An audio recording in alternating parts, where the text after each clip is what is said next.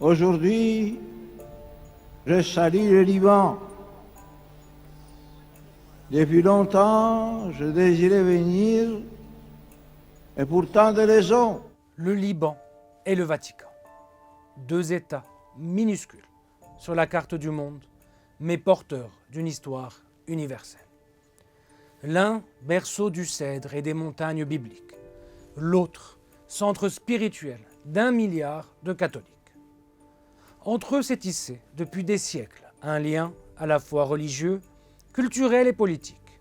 Un lien unique dans cette région du monde, qui a vu naître le Christ lui-même.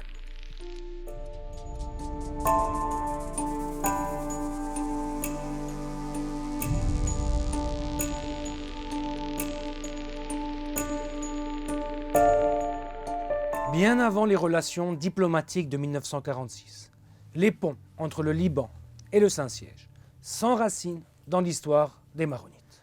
Isolés au cœur du mont Liban depuis le 7e siècle, le mythe maronite veut que cette communauté a toujours été fidèle à Rome, même lorsque les contacts étaient compliqués, voire impossibles, à cause des conquêtes arabes au 7e siècle. Au 12e siècle, les croisades ouvrent une première fenêtre. Les Francs découvrent ces chrétiens orientaux qui leur ressemblent, et les Maronites trouvent en eux des protecteurs. Mais cette amitié est ambiguë. Les Latins, habitués à une seule forme de christianisme, peinent à accepter la diversité des rites orientaux. Malgré tout, une alliance spirituelle naît et ne s'éteindra plus. Les historiens situent la reconnaissance officielle de cette communion entre Rome et les Maronites entre le XIIe et le XVe siècle. Certains parlent d'une reconnaissance dès 1131 par le pape Innocent II. Pour d'autres, c'est en 1180 ou 1215 au concile de Latran. Pour les historiens les plus critiques, c'est au concile de Florence en 1439 que l'on peut officiellement parler d'unification ou réunification entre l'Église maronite et le Saint-Siège. Mais à partir de là, plus de doute. Le patriarche maronite est reconnu comme patriarche d'Antioche en pleine communion avec le Saint-Siège. Sous les Mamelouks, les franciscains deviennent les messagers de Rome au Mont-Liban. C'est l'un d'eux, Fra Griffon des Flandres, qui envoie à Rome 3 jeunes maronites.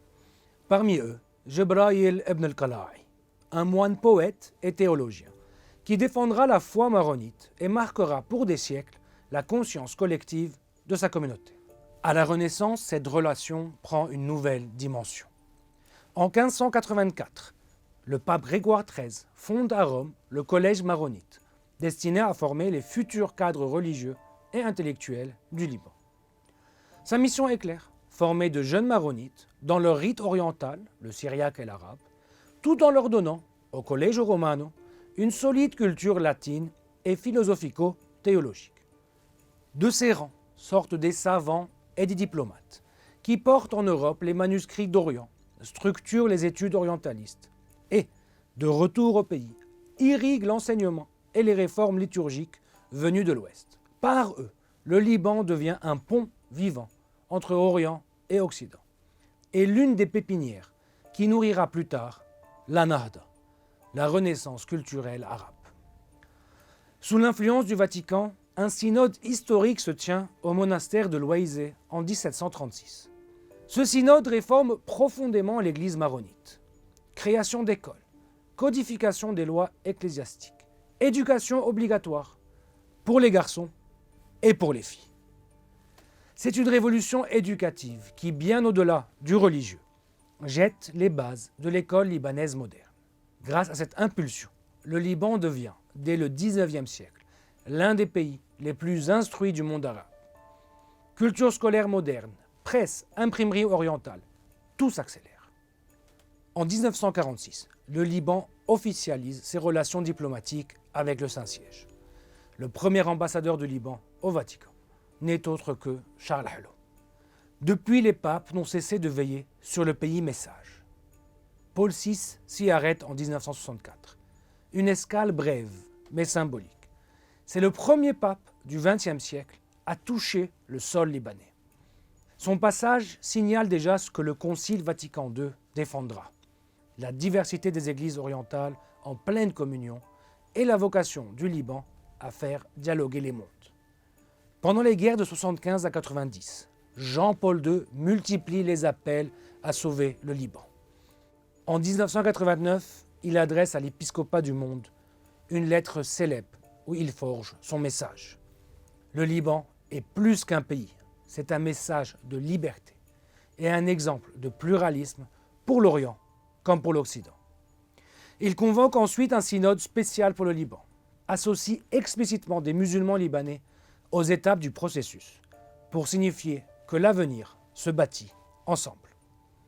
Et surtout, il vient à Beyrouth les 10 et 11 mai 1997, sous les acclamations de centaines de milliers de Libanais, musulmans et chrétiens, pour remettre de sa main l'exhortation, une espérance nouvelle pour le Liban. Benoît XVI lui succède en 2012, dans un contexte post-printemps arabe. Il vient au Liban pour l'ensemble du Moyen-Orient. Il appelle à la coexistence, à la liberté religieuse et au rôle des chrétiens dans toute la région. Au Liban, la chrétienté et l'islam habitent le même espace depuis des siècles. Il n'est pas rare de voir dans la même famille les deux religions. Si dans une même famille cela est possible, pourquoi cela ne serait-il pas possible au niveau de l'ensemble de la société? En 2020, après l'explosion du port de Beyrouth, le pape François décrète une journée universelle de prière et de jeûne pour le Liban et lance « Aider ce pays à renaître ». Per oltre 100 anni il Libano è stato un paese di speranza. Il réunit en juillet 2021 9 chefs religieux chrétiens libanais à Rome, pour le Liban, suppliant les Libanais de ne pas se décourager et multiplie les appels au soutien international. Ci faccio appello anche alla comunità internazionale, chiedendo di aiutare il Libano a compiere un cammino di risurrezione, con gesti concreti, non gesti concreti. Il y envoie également son secrétaire d'État, le cardinal Pietro Parolin, qui revient encore au Liban en 2024 et que nous avions pu personnellement rencontrer. I think that Lebanon should remain a message.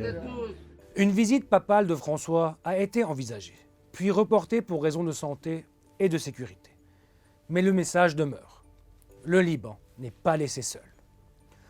Du monastère de Hanoubine au jardin du Vatican, l'histoire du Liban et du Saint-Siège est celle d'un dialogue constant entre foi et culture, Orient et Occident. Un dialogue parfois heurté, souvent fécond. Aujourd'hui encore, la phrase de Jean-Paul II résonne. Si le Liban est plus qu'un pays, c'est parce qu'à chaque étape critique de son histoire, une voix venue de Rome a rappelé l'essentiel.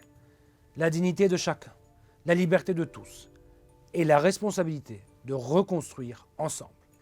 Et c'est peut-être cela, au fond, le secret du lien entre le Liban et le Saint-Siège.